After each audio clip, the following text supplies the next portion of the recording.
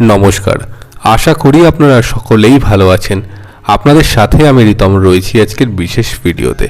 দেখুন, আজকে আলোচনা করব কর্কট রাশির 2024 সালে বেস্ট যে টাইমটা, সেই টাইমিংটা আপনারা কেমনভাবে কাটাবেন এবং বেস্ট টাইমটা আপনাদের ক্ষেত্রে কখন আসতে চলেছে।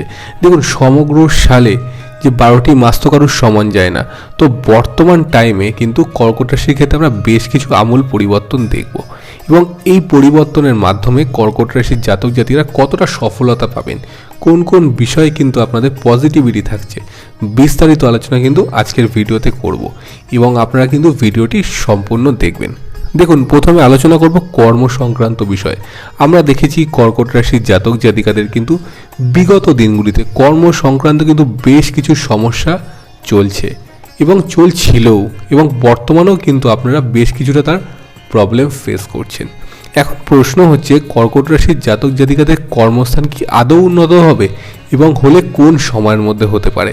দেখুন, ফেব্রুয়ারি মাসের পর থেকে কিন্তু কর্কট রাশির জাতক জাতিকাদের কিন্তু কর্মক্ষেত্রে আমূল পরিবর্তন ঘটবে, বিশেষত কিন্তু 12ই ফেব্রুয়ারির পর থেকে। কারণ আপনাদের ক্ষেত্রে কিন্তু কর্মাধিপতি মঙ্গলদেব তুঙ্গ স্থানে কিন্তু থাকছেন এবং সেটা কিন্তু রাশির সপ্তমভাবে। এই যে দশমপতি অর্থাৎ কর্মাধিপতি রাশির সপ্তমভাবে কিন্তু তুঙ্গ হচ্ছেন, এটি কিন্তু কর্কট রাশির জন্য অত্যন্ত একটা শুভ যোগ। আপনারা দেখবেন কর্ম নিয়ে আপনাদের যে মানসিক প্রবলেমগুলো চলছিল বা আপনাদের টেনশনগুলো কাজ করছিল না, সেগুলো কিন্তু অনেকটাই আপনারা কাটিয়ে উঠতে পারবেন এবং সফলভাবে কিন্তু হবেন। যারা মনে করছেন যে নতুনভাবে কিছু শুরু করবেন, তারা কিন্তু 12ই ফেব্রুয়ারির পর থেকে অবশ্যই করুন। দেখুন, এই টাইমিং পিরিয়ডটা কিন্তু 45 ডেজ আপনাদের জন্য থাকবে, অর্থাৎ মঙ্গলদেব কিন্তু 45 দিন কিন্তু আপনাদের রাশিতে অবস্থান করবেন এবং রাশি কিন্তু সমসপ্তম কানেক্টেড থাকবে।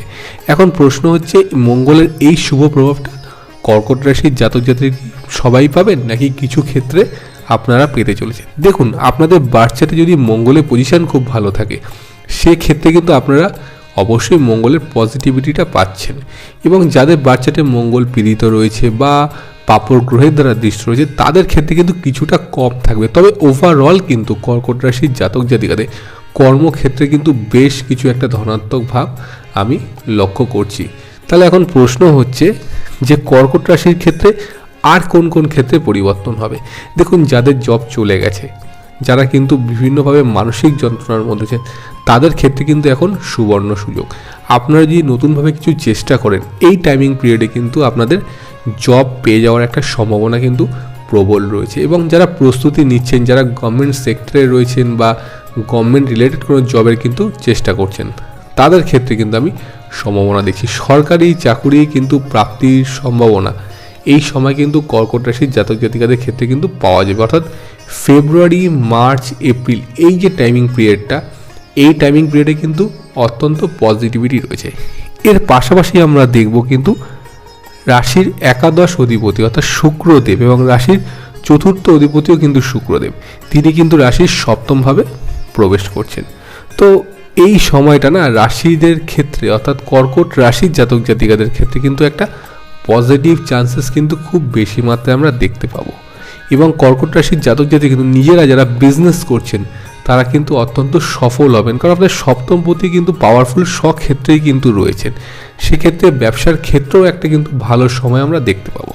যেহেতু আপনাদের শনির ঢাইয়ার একটা পিরিয়ড চলছে, সেক্ষেত্রে শনির এই যে নেগেটিভিটি আপনাদের ওপর রয়েছে, তার জন্য কিন্তু অনেকেই কিন্তু বেশ চিন্তিত রয়েছেন। কারণ ব্যবসায় বিভিন্ন দিন ধরে কিন্তু বা বিভিন্ন সময় ধরে কিন্তু আপনাদের কোনো সফলতা আসেনি।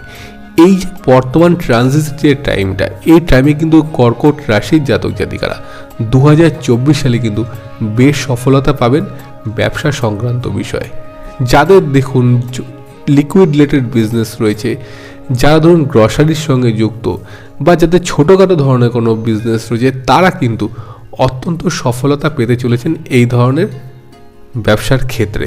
এবং আমরা দেখব যারা কিন্তু লোহা রিলেটেড বিজনেস করছেন, যারা জমি রিলেটেড বিজনেস করছেন, যারা প্রোমোটারি বিজনেস করছেন, যারা কিন্তু গার্মেন্টসের বিজনেস করছেন, যারা সেলুন বা পার্লার রিলেটেড কোনো বিজনেসের সঙ্গে জড়িত রয়েছেন, তাদের ক্ষেত্রে কিন্তু আমরা বেশ সফলতা দেখব।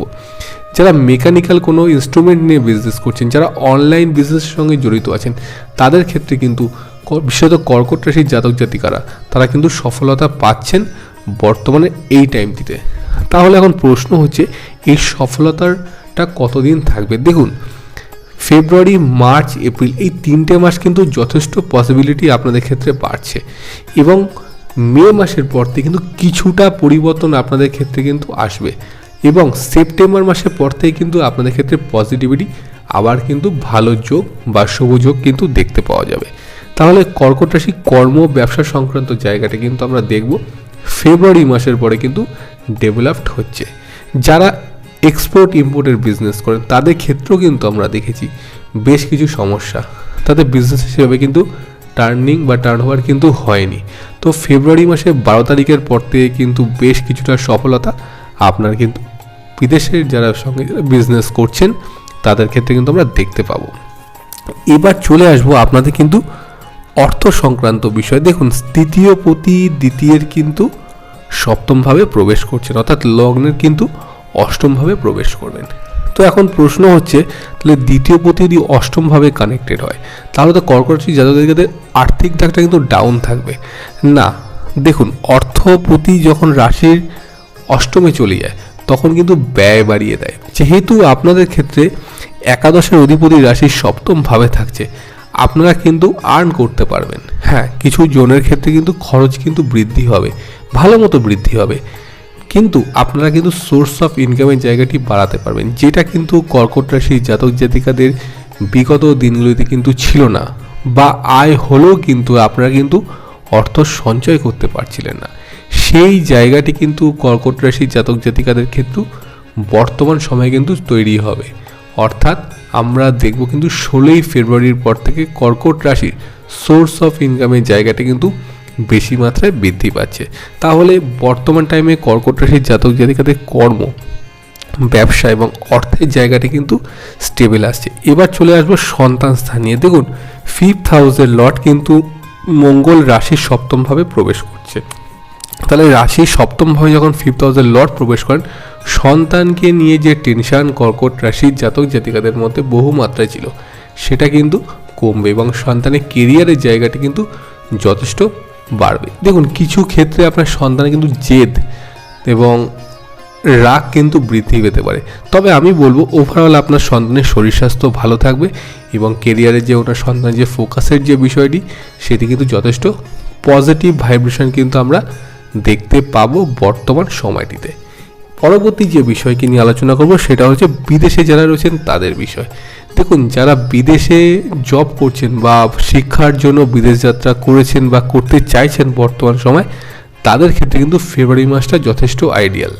এবং আপনাকে কিন্তু আমরা এই বিষয়েও বলবো যে আপনারা যদি মনে করেন যে এই সময় বিদেশ যাত্রা করবেন তো অবশ্যই করতে পারেন। বিদেশে গিয়ে কিন্তু শিক্ষার ক্ষেত্রে সফলতা আপনাদের ক্ষেত্রে কিন্তু রয়েছে।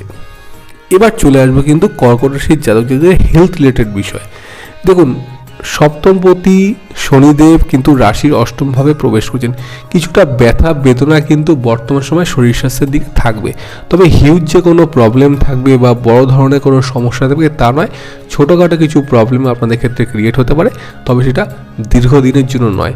আর যারা কিন্তু এই মুহূর্তে কোনো বড় রকম শারীরিক জটিলতার মধ্যে ভুগছেন তাদের ক্ষেত্রে কিন্তু রিকভারি হওয়ার চান্সেসটা আমরা বর্তমান সময় দেখতে পাবো। এবং দেখুন, দশমপতি কিন্তু আপনাদের ক্ষেত্রে কিন্তু মঙ্গলদেব, সেই মঙ্গল কিন্তু সরাসরি আপনাকে কিন্তু দৃষ্টি দিচ্ছে, অর্থাৎ রাশি বা আপনার লগ্নে কিন্তু সরাসরি তিনি দৃষ্টি দিচ্ছেন। তাহলে কর্কট রাশি কিন্তু পজিটিভ ভাইব্রেশন কিন্তু বহুমাত্রায় বৃদ্ধি পাচ্ছে বর্তমান সময়টিতে। কাজে এই যে টাইমিং পিরিয়ডটা, এই সময়টাই কিন্তু আপনারা অবশ্যই কাজে লাগান। দেখবেন বিগত দিনগুলিতে শনির ঢাইয়া চলাকালীন আপনাদের ক্ষেত্রে যে নেগেটিভিটিগুলো ছিল সেগুলো কিন্তু অনেকটাই কেটে যাচ্ছে এবং আপনারা কিন্তু নিজেকে এস্টাবলিশড করে নিতে পারছেন। দেখুন, এর পাশাপাশি আরেকটি বিষয় আপনাদেরকে জানাবো, 3rd হাউসে কেতু আছে। পরিবারের মধ্যে ছোটোখাটো কোনো গোলযোগ বা কোনো রকম প্রবলেম আপনাদের ক্ষেত্রে আসতে পারে, বিষয়গুলো কিন্তু অবশ্যই ভেবে দেখবেন। এবং ভাই বোনের সঙ্গে কিন্তু সম্পর্কের জায়গাটি বর্তমান সময় কিছুটা ডিস্টার্ব হতে পারে বা পারিবারিক গোলযোগ কোনো কিছু আপনাদের ক্ষেত্রে বাড়তে পারে। তো এই বিষয়গুলো একটু খেয়াল রাখা আপনাদের ক্ষেত্রে দরকার।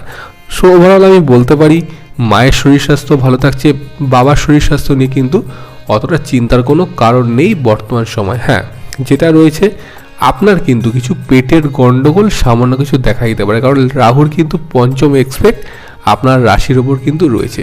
কাজেই ফাস্টফুডটাকে এড়িয়ে চলার চেষ্টা করবেন। ওভারঅল কিন্তু আপনাদের ক্ষেত্রে পজিটিভ যোগ কিন্তু আমি দেখতে পাচ্ছি। তো আজকের এই ছিল মূলত আলোচনা যে কর্কট রাশির বর্তমান পরিস্থিতির উপর কিন্তু এই ভিডিওটিকে তৈরি করা। আশা করব ভিডিওটি আপনাদের ভালো লেগেছে। যদি আপনাদের ভিডিওটি ভালো লেগে থাকে তাহলে অবশ্যই ভিডিওকে লাইক করবেন, শেয়ার করবেন এবং কমেন্টের মাধ্যমে আমাকে অবশ্যই জানাবেন। আপনারা সবাই খুব ভালো থাকবেন। নমস্কার।